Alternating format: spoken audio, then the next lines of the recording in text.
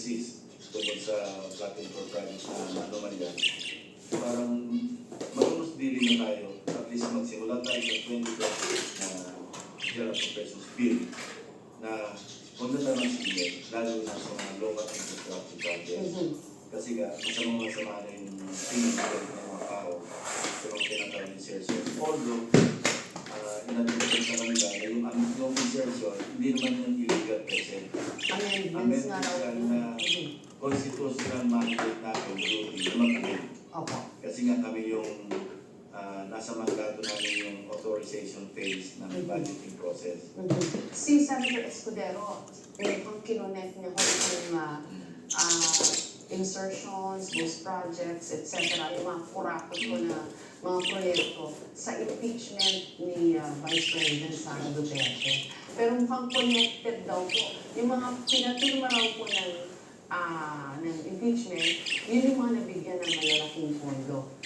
At may... As para sa story doon, nung ginawa ko na, walang connection whatsoever. I will deny that because it is true. Ako, lagi kong sinasabi, we will go where the evidence leads us. And I will not be distracted kung ano yung ingay, yung netizens na naglalabas ng kung ano para ma-distract. Hindi ako ma-distract. Kasi ang usapan namin, at least ng ibang mga kasamahan ko, doon lang tayo sa patungong direction. Doon lang tayo. Kayo rin po nagsabi na 67 congressmen ay contractor. Ang tanong ko, kailan nyo raw papangalanan yung 67? Wala akong pangalan. Alam mo yung 67 na contractors na congressmen or yung congressmen contractors, nakuha ko yung isang member ng House. Noong kasi simula pa lamang ng 19th Congress, 2022, nagkakwentuhan kami, napunta na sa Bible. Tinanong ko, by the way, tinanong ko yung congressman na contractor. Sabi niya, ang huling bilang ko, 67. Hindi ko naman pinuso ko sino-sino yun. Kasi naging curious lang ako dahil marami na napapabalita na congressman, naging contractor, naging congressman. Sa akin, red flag na red flag yun. Kasi nung maliwanag na conflict of interest. But as far as you know, Senator, does it start and end with as far as the Congress is concerned? Where the evidence leads us, doon kami tutungo. I don't know kung it will end with the former congressman ko at sa ngayon. Kaya sinabi ko rin na hindi ko kailangan magpaalam si congressman ko kasi nag-resign na siya. So, papadala namin siya ng imbitasyon at kung hindi siya mag-video sa invitation, obviously, klasa rito. Ang susunod doon, siyempre, supina. At pag hindi niya in-interview at hindi niya nirespeto yung supina, ipapamumpit namin siya. Kung meron mag-motion at naisyon siya ng warang diba? Senator Lacson, what does it look like to you? Kasi sa nakalipas ko ng mga linggo, napaka-shocking ko ng mga lumalabas ng mga anomalya to the tune of billions, trillions, even pag pinagsama-sama mo yung 3 taon siguro. Palagay niyo po, bakit tayo umabot sa ganitong punto na napakalaking pera pala kayo nakukurakot sa flood control projects? Kasi nga, natin, kung babalik ka natin yung kasasaya ng budget, parang sumagat na sila sa 2025. Hasa sa 2023, 2024, kaya ko sinasabi sumagat. Kasi nga, pati yung constitutional provision na binibigyan yung education sector ng highest budgetary priority, pati yung pwede. But of course, bitali nito, nasa Supreme Court, hindi na sa akin ng aking mga kasamaan yung interpretation. Kasi tinatanggap precisely, paano nangyaring naunisyon na ng budget ng DPWH ang budget ng education sector. Katunayan noong DPCCA namin, nandiyan yung economic management. Kasi ang naging explanation or justification ng DPWH, pinasilita ko siya ng tama. Di ba lumalabas para na kayo maging accessory after the fact? Kasi doon sa President's message noong 2025 na net yung President's budget, maliwanag na na-enumerate doon kung ano yung nagko-constitute ng education sector. PFM, SUPs, ESCA, at saka higher education set. Pero nung nauusan na, Binantisipay nila, sinama na yung PJ, NPA, Development Academy of Philippines, yung kailangan ng mga team, para na mag-justify na mas marami pa rin yung mga inspector. Naalala ko na kayo. So, ginawa ko naman, lumalabas para may accessory after the fact because you're trying to justify what's obviously unconstitutional. So, yun. So,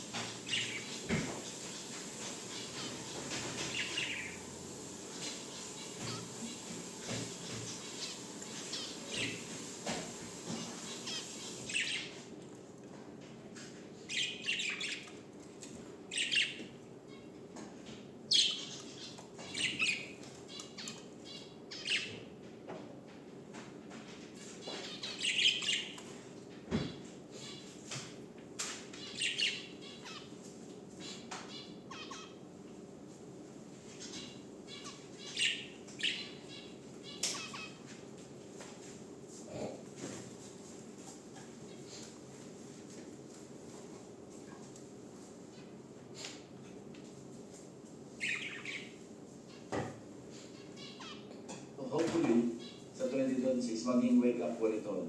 Para nagkaroon ng catharsis, ika nga. Na-correct namin lahat. Katunayan, napag-usapan namin sa focus si Senator Sherwin Gatchalian mismo na siya chairman ng Finance Committee namin.